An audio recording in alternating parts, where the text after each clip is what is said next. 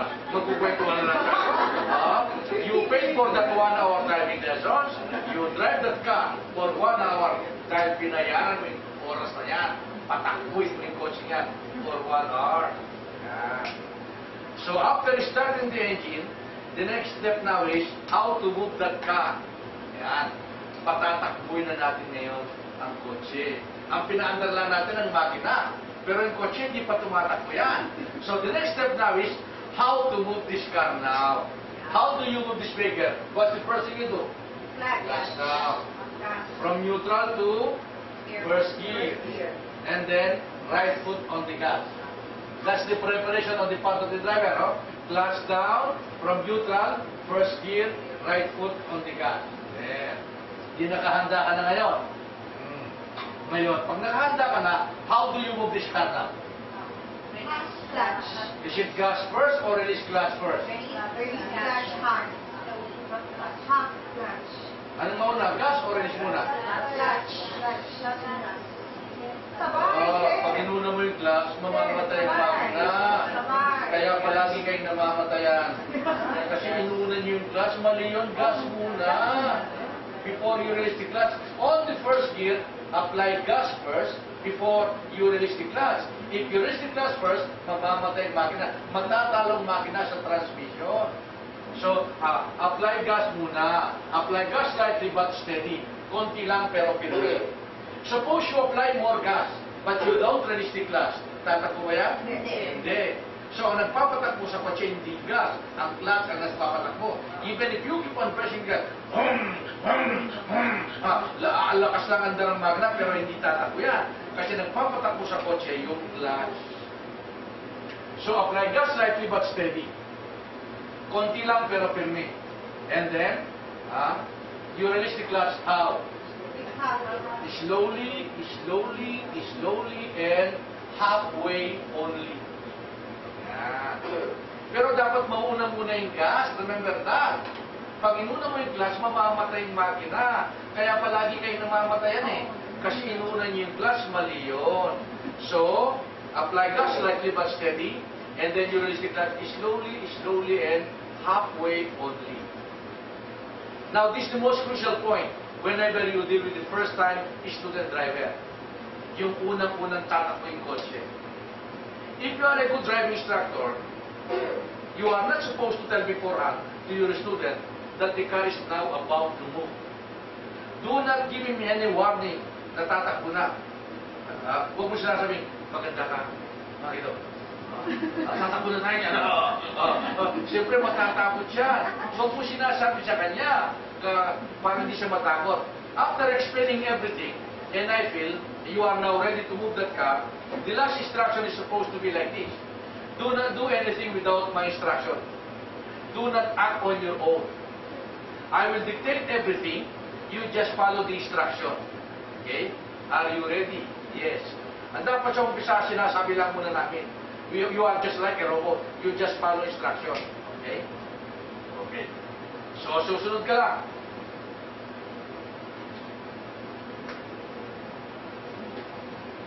Okay? Clutch down. First gear. Right foot on the gas.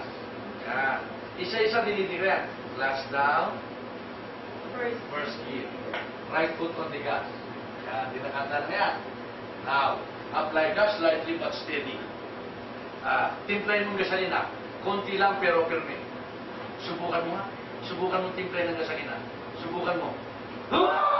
Sabi ko, sabi ko, konti lang. Okay. Ulitin natin. You release the gas.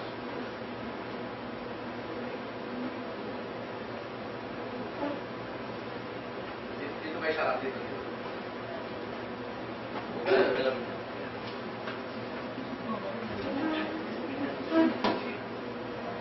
Okay. So, subukan natin. You release the gas. Now, if you are not pressing the gas, you could hardly hear the sound of the engine, di ba? Tahimik yan. Pag niyang makina, pag hindi mo ginagas, anong sound yan? You hear that? Yan ang sound ng makina natin pag hindi mo ginagas. Okay? Pakinggan mo.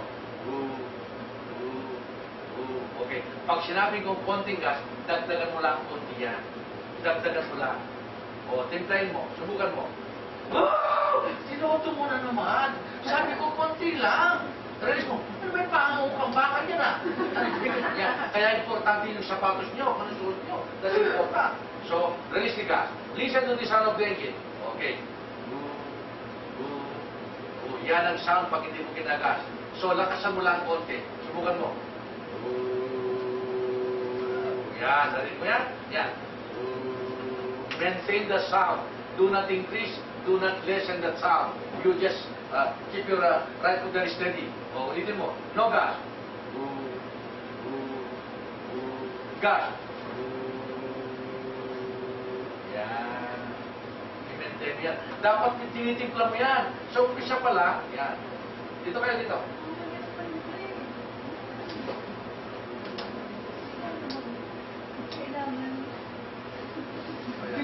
Singit lang kayo. Yan. Dito sa harap, dito. Mayroon pa na kayo.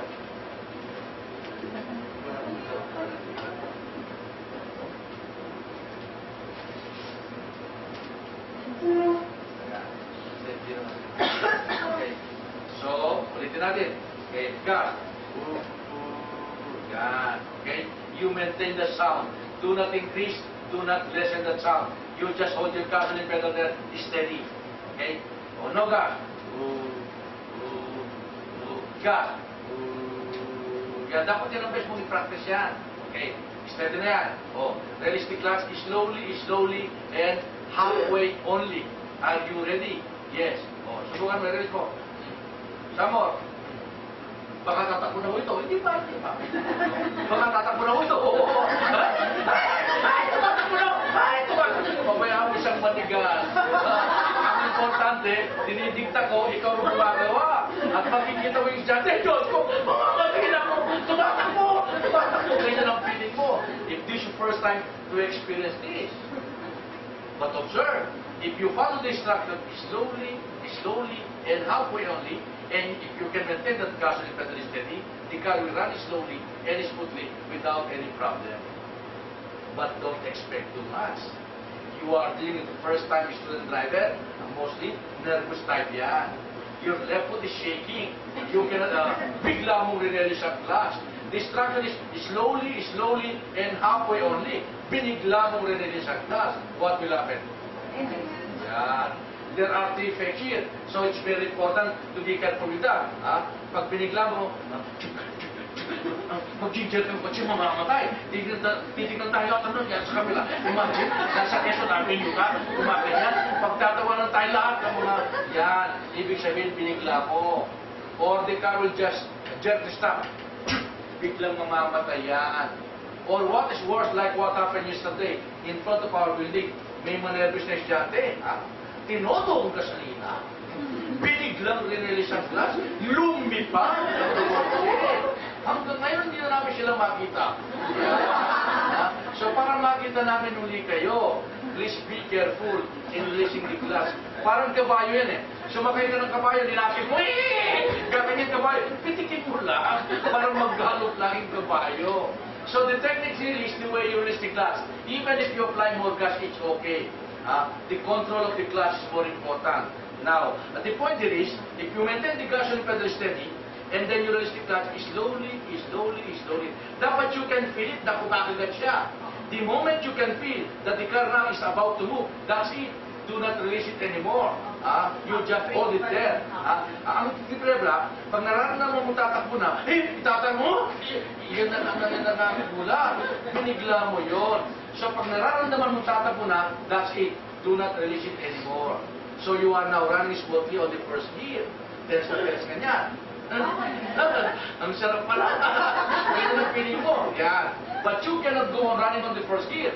You have to go to the second gear. The question now is, when do you go to the second gear? Kailan ka magsisigunda? Sometimes you cannot even get the correct timing when to go to the second gear.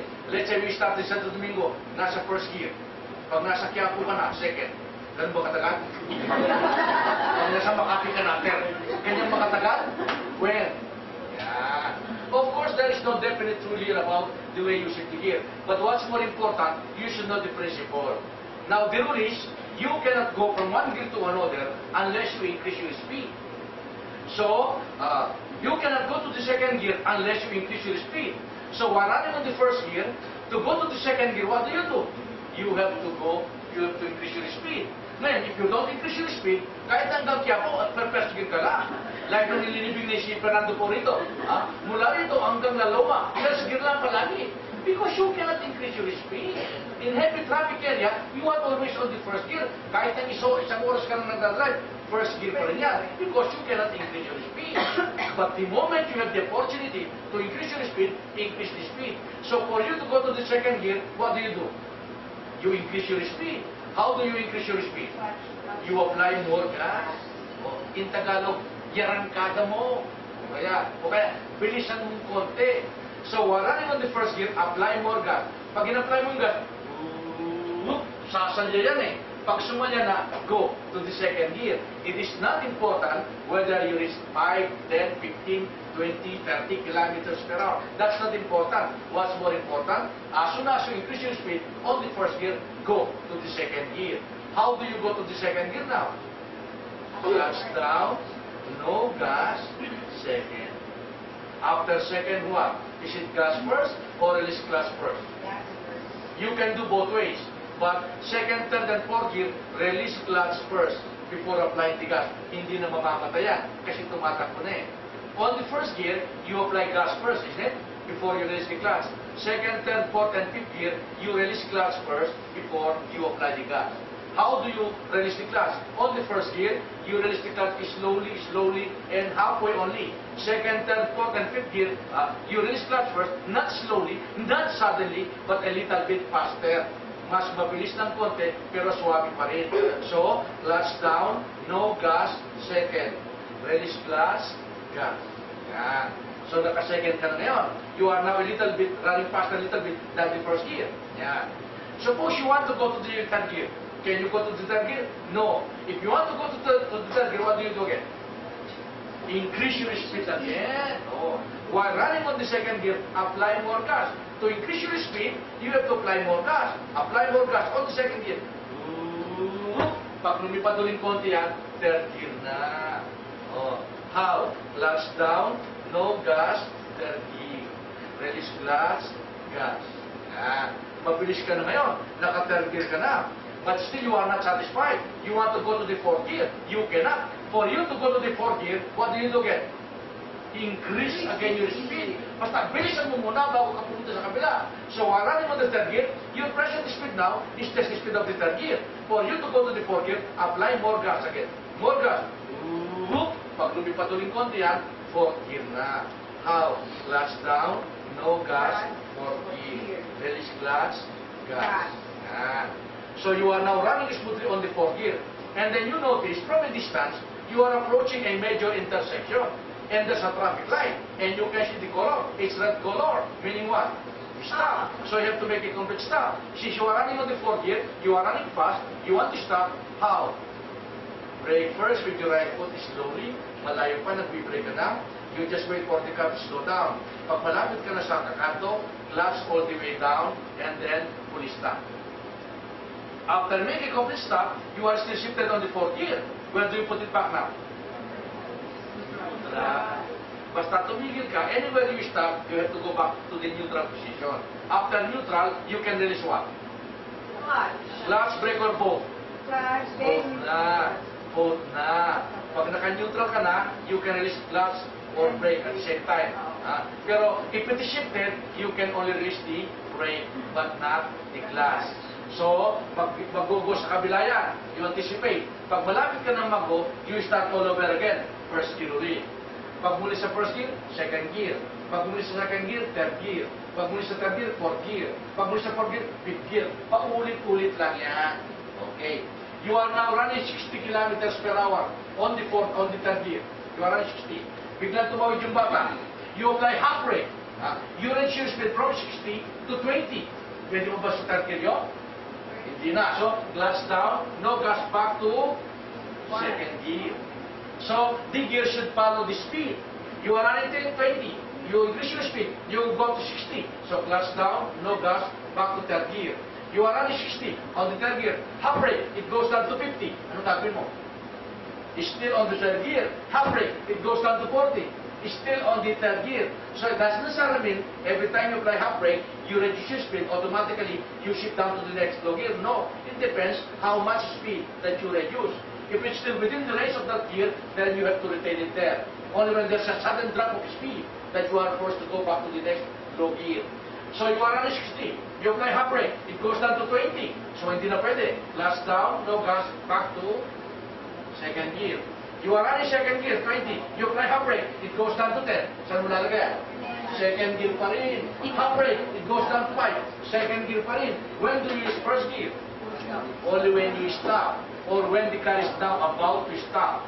Yung halos hihinto na. Now, if it's still running a little bit faster, then you have to retain it on the second gear. Now, you are running 100 kilometers per hour on the fourth gear. Okay, 100. You apply half brake, it goes down to 20. From 100 to 20. Saan mo ilalagay?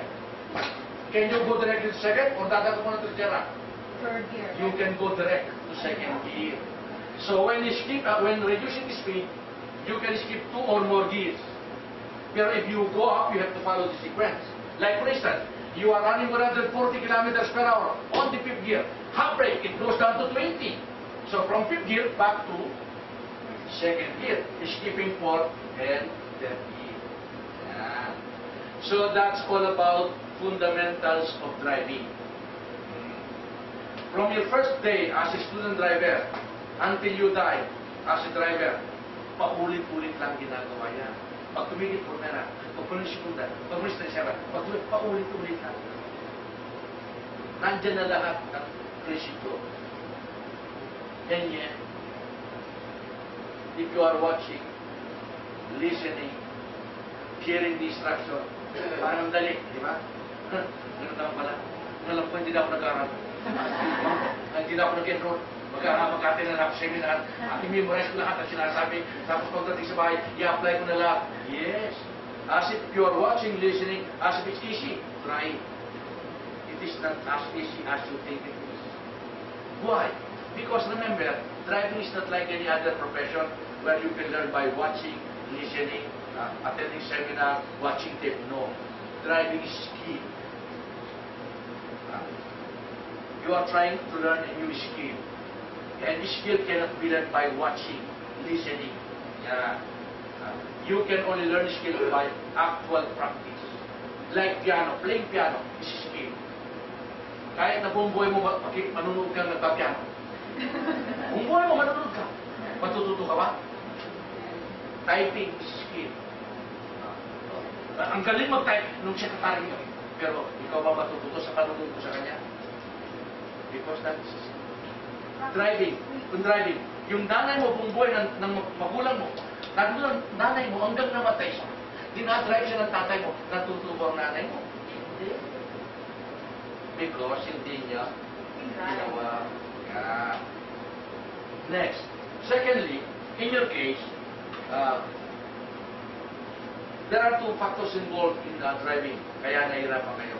The most difficult part is coordination. That's the most difficult part, coordination. What is meant by coordination? You are doing many things at the same time. Ang dami mong ginagawa, sabay-sabay lahat. And what are these? Observe, clutch down, no gas, second, release clutch, gas. At the same time, yung pera, may tao, may tricycle, may pa, sabay-sabay mong ginagawa, may lahat ka. Dapat tama lahat ang kilos mo. Kung minsan yung umpisa pa lang, mali na eh. Last down. Nasaan ang class tayo? Sige, nasaan ang second ay? O ako naghanap pa siya kasi matutuloy na mong bela. Dito kayo nahirapan. Parang typing yan eh. Pag first time mo ng typing A, nasaan ang A? Nasaan ang B? Nasaan ang C? Hinahanap mo yan. Okay. Pagkakal yan. Nung araw magte-text ka. Ganun din eh. Ang bagal mo. Pero ngayon kahit walang ilaw. Nakaka-text ka na. Skill yun. Kaka-practice mo lang yan. So, how can you master coordination? Then preparation is very important. You paid a few thousand pesos for your actual driving lesson. Remember, this is the most important investment that you can do in your life as a person. taking actual driving lessons. Kasi pag natuto ka na, for the rest of your life, you will enjoy driving. Ngayon, how can you master coordination? Then preparation is very important, like especially for women drivers. If you are a lady driver, please do not go to the driving side wearing this kind of shoes. Ang taas ng sapatos mo. Pag pumasok ang glass dyan, either na hindi na natin matatan, or you break the leg of the shoe. Now, even if you are a professional driver, you don't use your office for driving. Dapat may driving shoes ka na nakaiwan dyan. So you have to wear leather, flat, sole shoes, moccasin type. Yung ginamit natin nung high school, flat sole, leather, hindi rubber shoes, mabigat, hindi slippers, magaan, hindi pwedeng nakapapa ka na lang, hindi rin pwede. Kailangan talaga flat shoes, leather, hard sole shoes. Kaya kung huwag ka nang bibili yung, tignan mo lang yung lumang cabinet yung mga lumang pinaglumaan mo sa paso na flat doon, moccasin type, yan, gawin mo driving shoes yan. Ngayon, kasi ang importante, kahit siya tumama, sa pool siya, itong glass. Kahit siya sumahay. Ngayon, pag tumama rito, yan. Dumulas ng dumulas. Hindi pwede. Masisira yan. So, kailangan flat shoes yan. Not slippers, not sandals. Hindi pwede. Kailangan talaga matigas. Leather, hard, sole shoes. Next. If you are a lady driver, do not go to the driving side wearing elephant pants. Yung pants mo kanya kalapan. Last down, kako. Imagine puro nandun na lang kapata mo. Yeah. If you have nothing to wear other than this elephant plant, you bring rubber band. Itatalit natin din yan. Para hindi paypay ng paypay lahat. Ngayon, during summertime, several years ago, during summertime, most of our students are young college students, young high school students. And at that time, the fashion was miniskirt. Anong araw, pataasan ng miniskirt? Here comes a young, beautiful lady student taking for driving lessons, wearing miniskirt 6 inches above the knee. Yeah. Pag umupo yan, magiging 10 inches na yan. Tignan mo siya dyan, she cannot concentrate. Nababother siya. Tignan mo kung latch down, ibababa mo. Latch down. Wala ko sinabing ibababa mo yan. My instruction is clutch down, no gas. Second, hindi. Mag-uunahin mo na niya. Wala ka namang gagawin, hindi ibababa yan. So, napokonscious ka. Pati ang instructor, napokonscious din eh. Hindi lang pakatingin sa'yo, clutch down, no gas. Akala mo, tinitingnan ko yung legs mo. Pareho tayo napokonscious eh. Mabuti pa mag-short pants ka na lang. O kaya mag-maung type ka. Dapat pag nagdala-dala ka, wala kang inisip sa katawan mo. Alam mo yung mga babae lang may problema kasi mga babae maraming burrola sa katawan niya. One time I was teaching ladies along Ross Boulevard. You know, teach children now to drive along Ross Boulevard at 4 o'clock in the afternoon. You are encouraged not to use aircon anymore to get the feel of the breeze there. Pag nandun ka sa baywalk ka dyan. We were running smoothly. With this lady student. Without instruction, she just applies her instruction. Bakit? Ano nangyari? Huwag kang gagawin sa sana. Bakit? Nahulog ang mata ko, nahulog ang mata ko. Nahulog ang mata ko. Hindi. Yung contact lens ko, lumipad. 2,500 yan. Huwag kang gagalaw 2,500 yan. 1 hour, we did not. We were in the middle of Ross Boulevard looking for that small plastic lens. Nung nakita na niya, meron siyang dala-dalang bote. Tapos gaganyan. Sabi niya, wala na lang ba tayong gagawin kundi hanapin yung plastic na yan? Nakakabada ng mga contact lenses niya sa driving. Kumisan, nakikita mo dyan iyak ng iyak, luha ng luha. Hindi mo naman siya pinagagalitan. Ba't tumiha? Yung mata ko nawala sa luha. Nasa luha ng mata ko, hindi ko nawala-wala. Ang hirap pa naman hanapin yan. Lalo ng mga soft lenses, ang hirap nilang hanapin. Kumisan lang, bubuksan ng airport. Tumama yung hangin sa mukha niya. Wala na. Bulag na ako. Now remember, per hour tayo. Kung gusto mo isang oras tayo, maghanap ka na lang ng contact lenses. You are paying for 1 hour. So if you are wearing contact lenses, you have to be cautious about that. You wear protective lenses. You have dark glasses. Because they are so sensitive to wind or dust. So you just leave them at home, you just wear ordinary eyeglasses. Okay. One time I was again teaching a lady student, sporting long hair, ang ditong buhok niya. Biglang umangin sa ruwas ko niya. Napunta lahat ang buhok rito. Binitawan niya muna nila, inayaw sa buhok tayo. At ngayon nagmumuna nila, natapos ka na. You cannot do that. You cannot just trim the hair. And that is instinct. Lahat tayo, pag umangin ang buhok natin, automatic yan. So if you are sporting long hair, you bring rubber band. We will tie it behind. Or you bring turban. Hindi pwede nagdadrag ka yung buhok na lang. Wala ka na lang ginawa, yung buhok mo na lang ayusin mo na yan. Nakaka-distract yun. Kumisa naman, alam mo na, dati sabi mo, 1.5 ang mukha. 1.5. Full makeup. Dahil kay Pani Serrano. Siyempre, ang ganda-ganda mo na. Kaya ka na. Hindi ka ba magdadrive lang tayo? Alam mo, pag tinutulungan, papawisan na yan. Pati sipon, tumutulo na lahat yan. Mawawala na yung 1.5 na mukha na yan eh. Dapat pag nagdadrive ka, bagong ligo ka lang, naka-t-shirt ka puti, nakamahong ka, naka-flatches ka, dapat komportable ka. Yan. Ngayon, for men, what is prohibited is wearing high boots, wearing sleeveless clothes, and smoking is not allowed while taking rapid driving lessons. You go to Shumat, you play bowling. They will not allow you to play bowling pag nakahis ka. Magre-renta ka ng sapatos doon. Yan. Bawal yan. Hindi ka pwedeng galing sa office. Hindi pwede. Kailangan mag-flat shoes ka. So driving dapat, maghanap ka ng sapatos na komportable ka. Next. Suppose you are properly attired. You think that's enough? No. The next important thing to remember is, see to it that the seat is properly adjusted to master coordination. Let's say the first student is a 6-footer. So the instructor adjusted the seat backward. You are the next student to be served. 4'11" ka lang. Wala ka namang kaalaman. Ang bait-bait mo. Last down.